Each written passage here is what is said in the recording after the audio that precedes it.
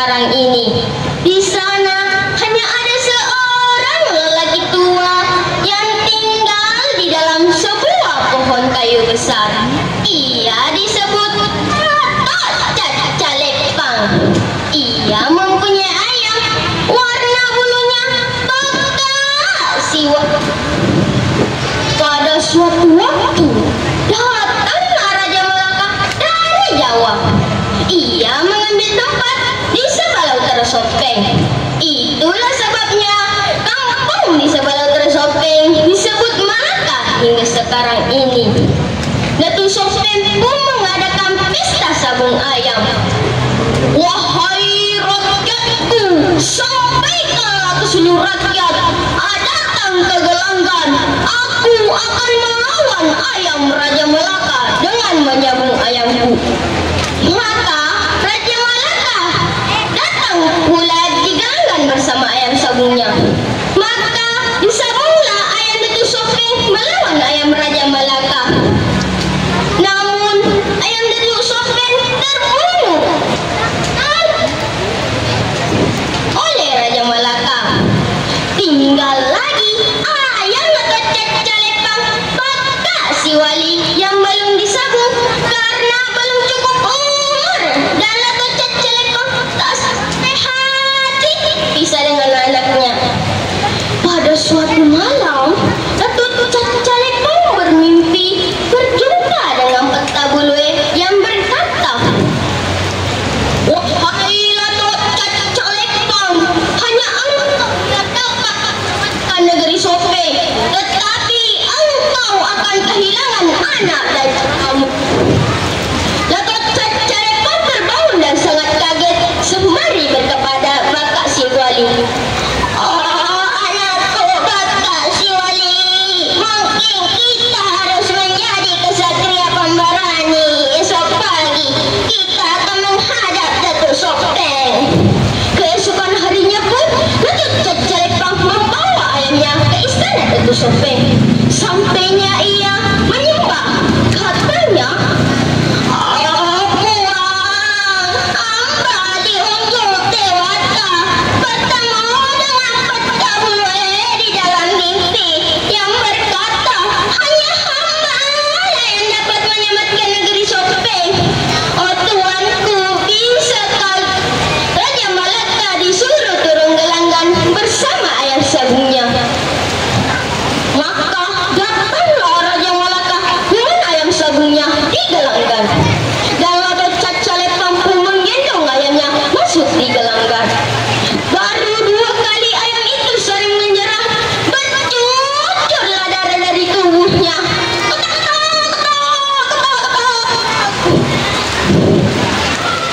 Setelah itu ayam Raja Malaka terbunuh dan menanglah negeri Sopeng oleh Pakak Siwali.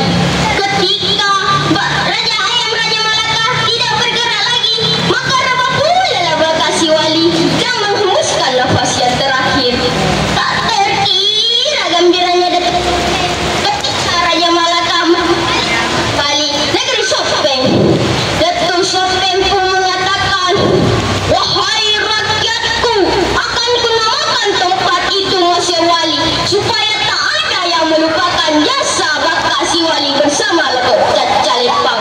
Demikian, Assalamualaikum warahmatullahi wabarakatuh. Waalaikumsalam warahmatullahi wabarakatuh. Demikianlah cerita asal-usul Siwali dan Malaka yang disampaikan oleh peserta nomor 29. Selanjutnya, Assalamualaikum warahmatullahi wabarakatuh. Dewan juri yang saya hormati, Bapak Ibu guru yang saya banggakan, dan teman-teman saya yang saya cintai. Perkenalkan, nama saya Muhammad Akbar. Saya ingin membawakan dongeng yang berjudul Asal Mula Permandian Ompong. Pada zaman dahulu kala, sebelah utara Madelo, Kabupaten Sopeng, terdapat hamparan sawah yang sangat luas dan tanahnya subur.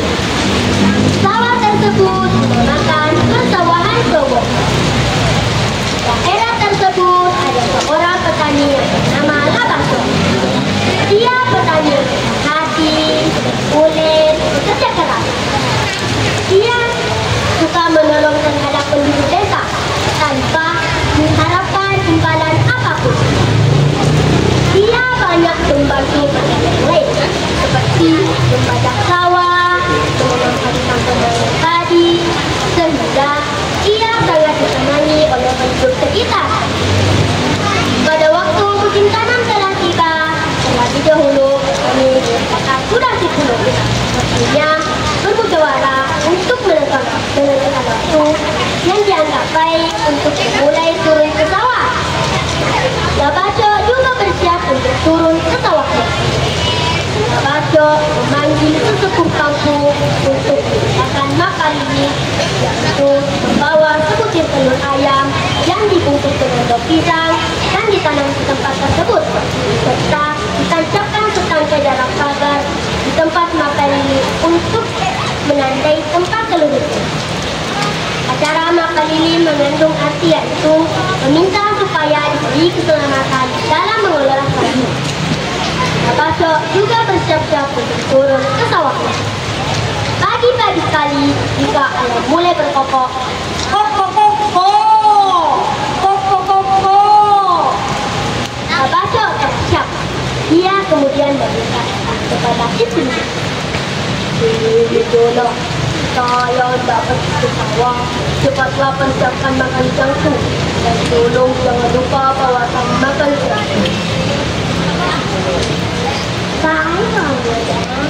Ini semua sudah siapkan, kata sang istri sambil menyodorkan bekal untuk suaminya.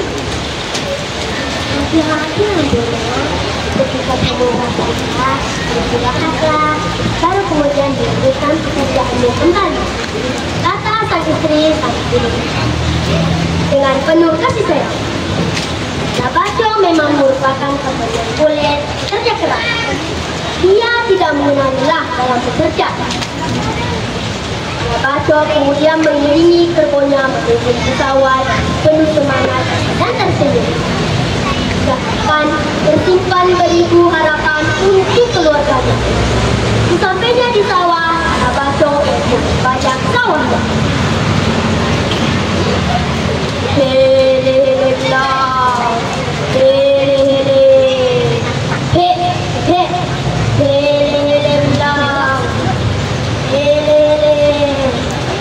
Dia terputar di sawahnya bersama kerbau belang. Di saat Labaco membajak sawahnya, kejadian yang tidak terduga pun terjadi. Labaco tenggelam ke dalam lumpur sawah bersama kerbonya dan belang. Tidak seorang pun yang melihat peristiwa tersebut. Labaco hilang bersama kedua ekor kerbau. Di rumah, istri Labaco mempersiapkan bekal untuk suaminya. Dari kejauhan, ia memanggil suaminya. "Mbona, oh Mbona, Mbona, istirahat Ki, ini makan siang tak telah datang." Tapi tidak ada yang menjawab panggilan istri Labaco. Istri Labaco semakin mendekat, tapi tidak ditemukan suaminya. Dia mulai khawatir, rupanya bekal makan siang untuk suaminya dan mencari suaminya sambil berteriak, "Mbona, oh Mbona, Mbona, di mana Ki?" Istri Labaco telah berkeliling menjauh, tidak menemukan.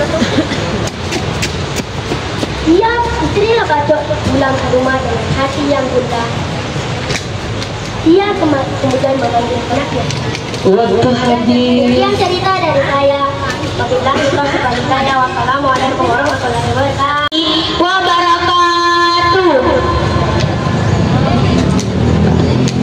Perkenalkan, saya Mutmainah Gusmi. Pada kesempatan kali ini, saya akan membawakan sebuah cerita yang berjudul Putri Tanam Palik. Dahulu kala di Sulawesi terdapat sebuah kerajaan yang bernama Kerajaan Luwu. Kerajaan ini dipimpin oleh seorang raja yang arif dan bijaksana yang bernama Labu Sapana Datu Moge, atau biasa juga dipanggil Datu Luwu. Datu Luwu memiliki seorang putri yang sangat cantik, diberi nama Putri Tanam Palik. Kecantikan dari Putri Tanam Palik terdengar hingga ke pulau negeri, hingga terdengar ke telinga Raja Bone. Raja Bone ingin menginap Putri Tanam Palik untuk putranya. Ia pun memanggilkan beberapa utusan untuk pergi ke kerajaan tersebut. "Hei pudasaku, pergilah ke kerajaanmu dan sampaikanlah lamaran putra mahkota kepada Raja Beberapa hari kemudian, utusan Raja Bonet tiba di negeri Luwu. Datuk Luwu menerima utusan itu dengan ramah.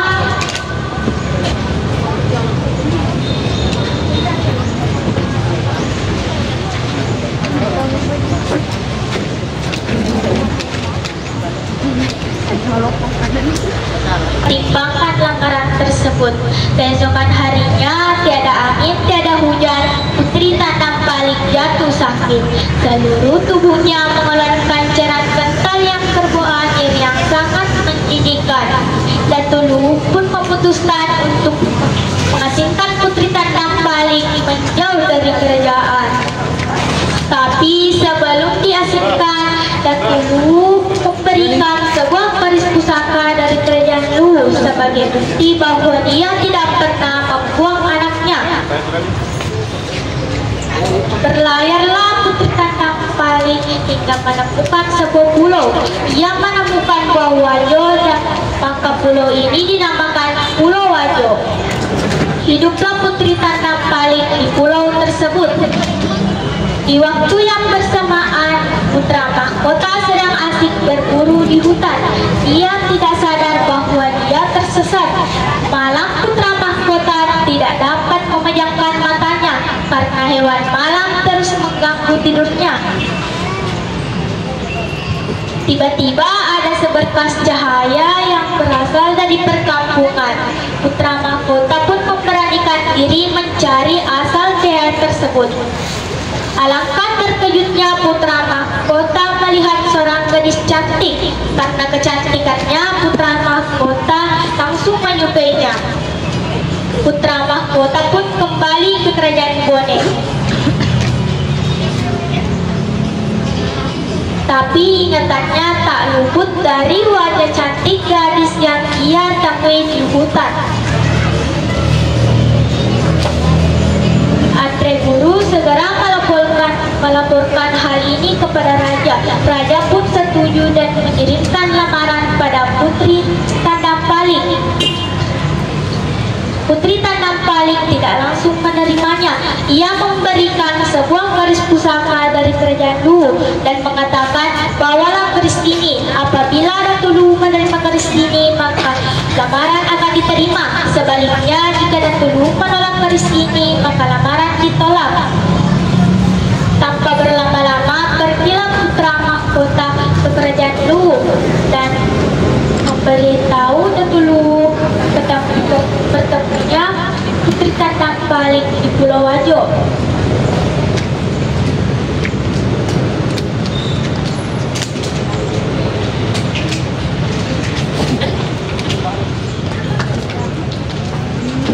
Sekian cerita dari saya. Wassalamualaikum warahmatullahi wabarakatuh. Waalaikumsalam.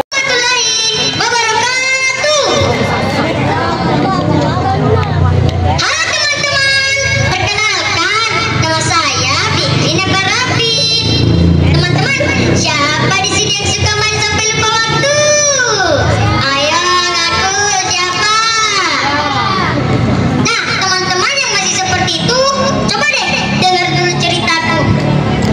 Di suatu hari, ketenangan salah satu desa Sopeng terkusik. Tangan nenek berambut putih. Nenek itu suka memakan daging manusia, terutama anak-anak. Orang-orang menyebutnya Nenek Pakande.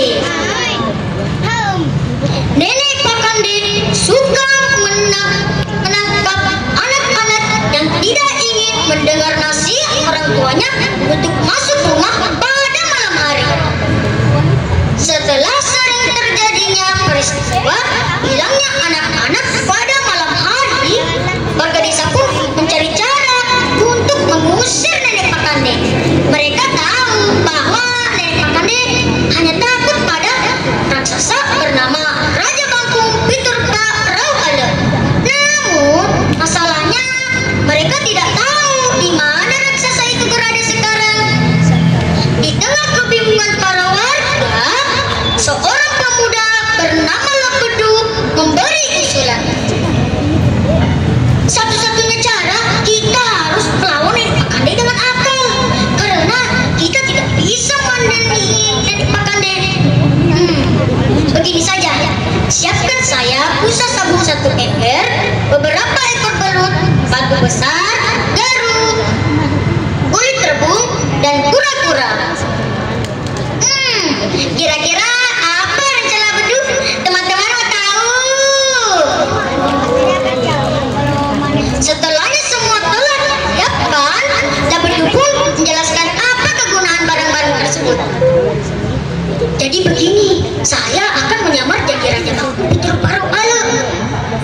semua barang-barang ini akan mengelabui Nenek Pakande.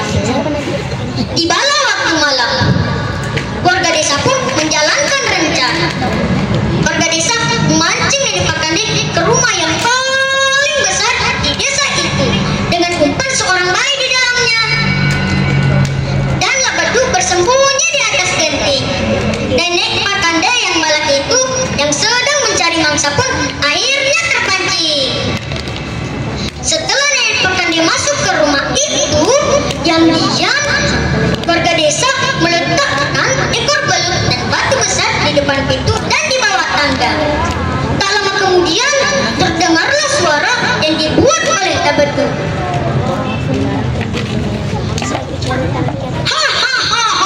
Saya Raja Mangku Peter Pano. Hei Nenek Pakande, pergilah kau dari sini dan jangan pernah lagi kau mengganggu anak-anak di desa ini. Tapi Nenek Pakande tidak percaya. Saya tidak percaya. Dan Labadu pun melemparkan pusaka sabun sambil mengaum kelaparan. Tapi Nenek Pakande masih tidak percaya. Saya tidak percaya. Labadu pun melemparkan daun dan kura-kura secara bersamaan sambil menggerutu. Dapat kepalaku gatal sekali. Kutu-kutu ini mengganggu sekali. Setelah Nenek Pakande melihat sisir dan kutu raksasa itu, Nenek Pakande akhirnya ketakutan. Nenek Pakande bergegas lari dari rumah itu, tapi tersengaja Nenek Pakande terpleset di balik itu dan kepalanya terbentur di batu. Nenek Pakande sangat kesakitan. Meski kesakitan, Nenek Pakande berusaha untuk bangkit dengan sisa kekuatannya. Dan pergi terbang ke bulan. Sebelum pergi, Nenek Pakande berkata akan tetap melihat mangsanya dari bulan. Teman-teman, setelah menceritakan teman-teman, jadi mulai sekarang harus ingat waktu ya kalau main dan sampai dilihat Nenek Pakande dari bulan. Sampai di sini dulu ya ceritaku. Selamat di total dan selamat. Salam literasi. Assalamualaikum warahmatullahi wabarakatuh. Salam bagi wali-wali, tepuk tangan yang meriah. Sangat sejuk terletak di daerah Bulu Tua. Nah, pasti pada penasaran kan dengan ceritanya? Yuk kita simak sama-sama. Konon dahulu kala daerah ini dihuni oleh makhluk yang tak kasat mata. Orang-orang enggan datang ke tempat itu. Hanya ada satu keluarga yang memberanikan diri tinggal di daerah itu, yaitu Ambo Nai, Indo Mina, dan seorang putri biru pelita yang diberi nama Fatimah. Di tengah malam yang sunyi, seringkali terdengar suara aneh dan sangat mengerikan.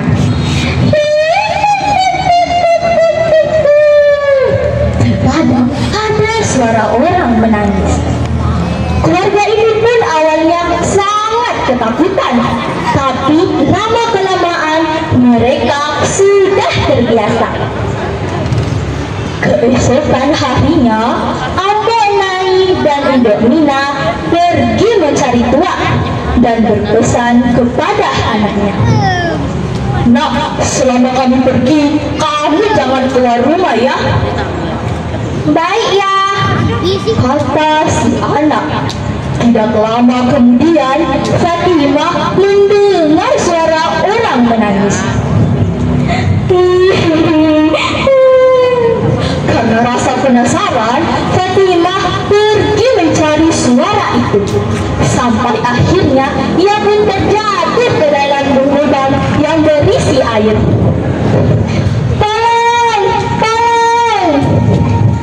Ayah dan ibunya pun segera menolongnya. Tapi alangkah terkejutnya melihat putrinya berubah menjadi putri yang sangat sampai ibunya tidak percaya. Nak, apakah kamu itu Fatimah? Iya Bu, mantan aku yang telah mengabaikan pesan ayah dan ibu. Setelah kejadian itu, Fatimah yang buruk rupa berubah menjadi gadis yang sangat cantik. Dan ayahnya pun mulai membersihkan lubang air itu dan menjadikannya sebagai sumber mata air. Semakin hari, airnya semakin jernih, deras, dan tidak mudah kering walaupun musim kemarau. Singkat cerita, Fatimah mulai menjual buah manis dan tempatnya ramai dikunjungi orang-orang, termasuk pemuda kaya yang mendatangi tempat tersebut. Masya Allah, cantik sekali gadis ini. Tapi sudahlah, saya lebih tertarik dengan air yang begitu melimpah di rahim. Kemudian pemuda itu pun membuat kolam tempat pembibitan ikan mas. Beberapa tahun kemudian, pemuda kaya itu pun jatuh sakit dan menjual semua usahanya itu kepada penduduk pribumi yang bernama Pak Parman. Pak Parman ingin kampung halamannya dikenali oleh banyak orang, sehingga ia mengubah kolam ikan itu menjadi tempat permandian. Karena letaknya di lereng gunung dan dikelilingi banyak pepohonan hijau, maka diberilah nama tempat itu Permandian Lereng Hijau Bulu Dua. Nah, begitulah ceritanya teman-teman. Adapun pesan dan cerita ini, jagalah alam sekitar kita, manfaatkan jalan alami yang ada di kampung halaman kita agar berguna bagi banyak orang. Sekian cerita saya. Salam literasi, budaya dan membaca, dan teruslah berkarya. Assalamualaikum warahmatullahi wabarakatuh. Waalaikumsalam warahmatullahi Wabarakatuh. Perkenalkan, nama saya Fajra Nandana Diva dari SDN 81 Belo. Saya akan menceritakan sebuah cerita rakyat yang berjudul Asal Mula Ompong. Konon ada seorang petani yang tinggal di Sopeng. Dia memiliki banyak harta kekayaan. Dia tidak punya dari kedua orang tuanya. Dia tidak punya saudara. Jadi hanya dialah yang mendapatkan harta dari kedua orang tuanya itu. Ada harta berupa sawah, ada pula kebun yang tak kalah luasnya. Sang petani bertugas menggarap sawah, sementara sang istri bertugas berkebun ditemani kedua anaknya. Pada suatu hari, pergilah dia ke sawah bersama kerbaunya, sementara sang istri dan kedua anaknya pergi ke kebun. Sampainya di sawah, seperti biasa, bertanilah ia. Mulai dari pagi hari dan bergegas pulang saat hari sudah sore. Dalam perjalanan pulang, secara tiba-tiba kerbaunya menginjak sesuatu yang aneh yang memancarkan air. Mulanya sedikit saja air yang keluar, tapi lama-kelamaan air menjadi semakin banyak. Bahkan ketinggiannya sudah mencapai pusar sang petani. Dia mulai panik melihat makin banyak air yang keluar dari tanah yang diinjak kerbaunya. Air terus-menerus bertambah hingga muncullah pusaran air. Sang petani mencoba untuk naik ke punggung kerbaunya, tapi tidak bisa, dikarenakan kerbaunya turut panik dengan air yang makin tinggi. Ia terus-menerus mencoba hingga akhirnya ia berhasil untuk naik ke punggung kerbaunya. Dia bergegas memasuki kerbau agar segera bergerak meninggalkan tempat itu. Namun sialnya kerbau itu tidak mau bergerak. Ia tidak mau meninggalkan tempat itu. Mungkin ada sesuatu yang tidak terlihat yang menahannya. Walaupun ia membujuk kerbau, itu tetap saja tidak bergeming. Dengan putus asa, berdoalah ia kepada Tuhan. Dan akhirnya perlahan kerbau itu meninggalkan tempat tersebut. Namun tidak selesai di situ. Belum juga si kerbau dan petani meninggalkan tempat itu, turunlah hujan beserta guntur. Tanah yang tadinya mengeluarkan mata air dari bawah kaki kerbau perlahan menariknya masuk ke tanah yang membuatnya tidak bisa bergerak sama sekali. Lama-kelamaan, air yang makin meluap itu menenggelamkan sang petani dan kerbaunya. Sementara itu, karena suaminya tidak pulang, resahlah istri dan kedua anak sang petani. Bergegaslah ia mencari suaminya, namun tak juga ditemukannya. Karena tak kunjung bertemu, pulanglah ia. Di tengah malam, ia memohon doa kepada Yang Maha Kuasa untuk memberinya petunjuk. Secara tiba-tiba, bayangan suaminya muncul di dekatnya dan berkata, saya tenggelam di tempat lucunya air. Sayalah penunggu tempat itu. Ingatlah untuk selalu membawa kedua anak kita ke jalan yang benar. Keesokan harinya, tersebarlah berita tentang kematian sang petani. Dan sang petani pergi semua orang ke kampung ke tempat lucunya air itu, yang kemudian dinamai Opo. Jadi nama Opo itu berarti tempat munculnya air. Sampai kini mata air Opo menjadi objek wisata yang terkenal di daerah Kabupaten Sopeng, Sulawesi Selatan. Sekian yang dapat saya sampaikan. Salam literasi. Assalamualaikum warahmatullahi wabarakatuh. Berikan tepuk tangan yang meriah dengan peserta 28.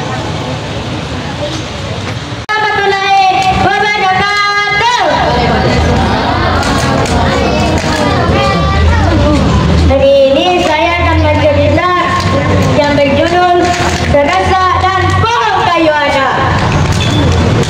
Di tanah Bugis di Kabupaten Sopeng ada sebuah kampung yang dikelilingi hutan lebat. Tapi di situ tidak sepi. Di tengah-tengahnya ada pohon kedamat yang menjulang tinggi. Pohon itu adalah pohon kayu ada. Pohon itu adalah tempat leluhur. Di kaki pohon itu tumbuhlah nilai, tumbuhlah cinta, dan tumbuhlah seorang gadis. Sedasa namanya. Sedasa adalah anak satu-satunya dari Pong Lolo, ketua adat paling dihormati. Pong Lolo pun berkata, Sedasa, kamu harus menjaga pohon itu jangan sampai pohon itu tumbang. Karena pohon itu adalah saksi bahwa lahirnya kampung kita. Kalau dia tumbuh, maka alam akan berubah. Lalu Sedasa pun berkata,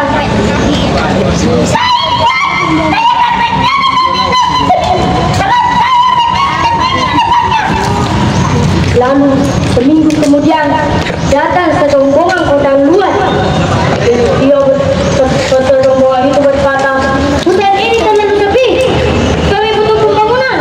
Kami akan buat jalan, sawah maupun pabrik.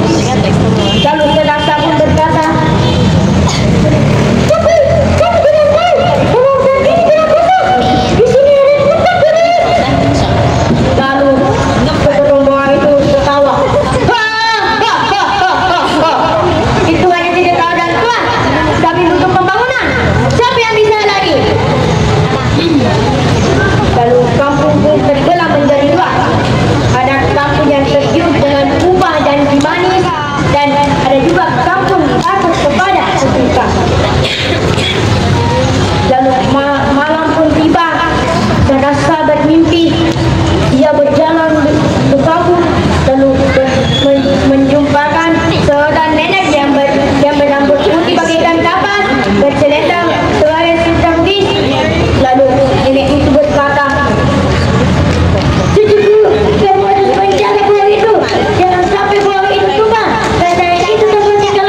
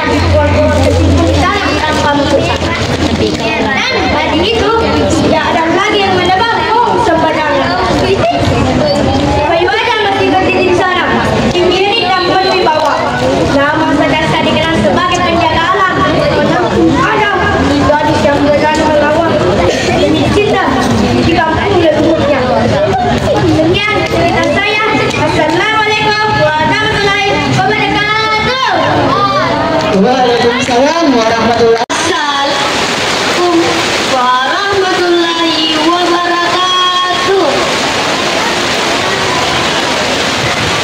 Halo teman-teman semua, salam bahagia. Perkenalkan, nama saya Andi Sakira dari SDN 1. Pada kesempatan ini, saya akan bercerita yang berjudul Bawang Merah dan Bawang Putih. Cerita yang berasal dari daerah di tengah. Nah, teman-teman, mau mendengarkan tidak? Kalau mendengarkan, maka hiduplah dengan tenang. Zaman dahulu, hiduplah sebuah keluarga yang bahagia.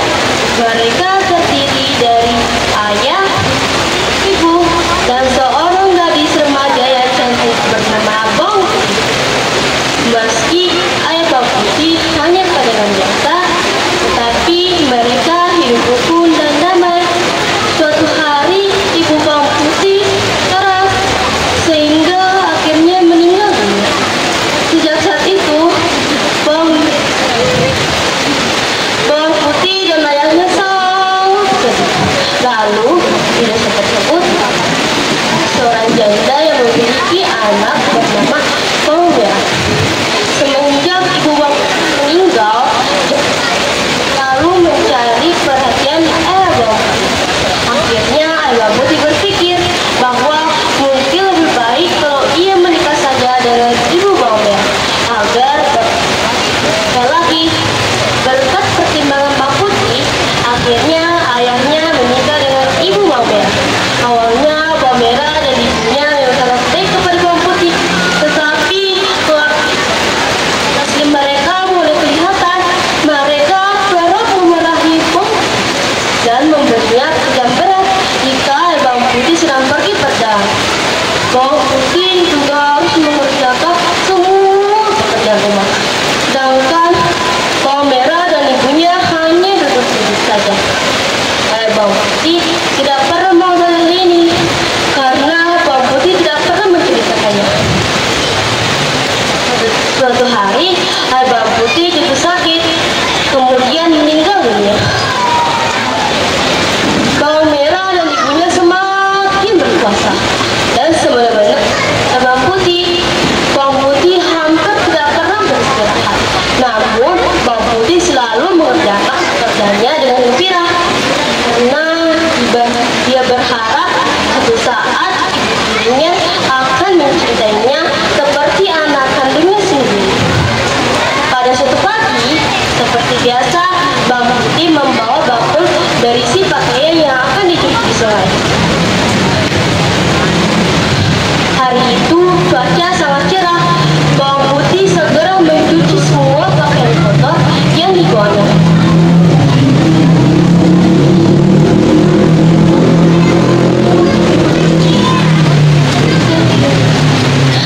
Selendangku. Mencari bahwa salah satu selendang telah terbawa arus. Selendang yang hanyut adalah selendang kesayangan ibu tirinya. Bawang Putih segera menyusuri sungai untuk mencarinya. Di mana ya selendangku? Bawang Putih tidak berhasil menemukannya. Dengan putus asa, ia kembali ke rumahnya dan menceritakannya kepada ibunya. Ibu, salah satu selendangmu telah terbawa arus sungai. Dasar bodoh! Artinya, aku tidak mau tahu kau harus menemukan selendang itu, dan jangan kembali sebelum kau menemukannya. Ia pun memerintahkan Bawang Putih untuk segera mencari baju itu sampai kembali. Segera menyusuri sungai. Matahari sudah mulai meninggi, tapi Bawang Putih belum juga menemukan baju. Tetapi Bawang Putih belum juga menemukan selendang itu. Matahari sudah mulai gelap. Bawang Putih sudah mulai putus asa. Saat perjalanan pulang, Bawang Putih menghampiri sebuah rumah yang lampunya menyala.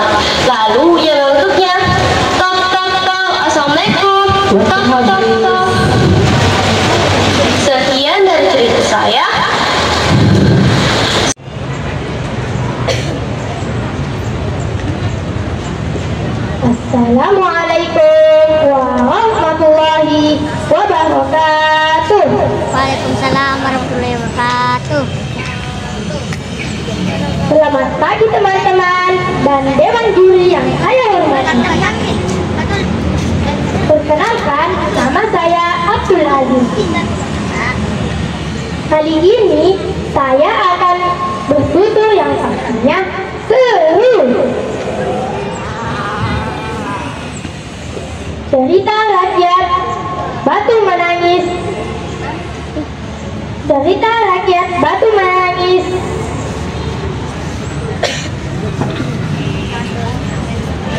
Dari Sulawesi Selatan.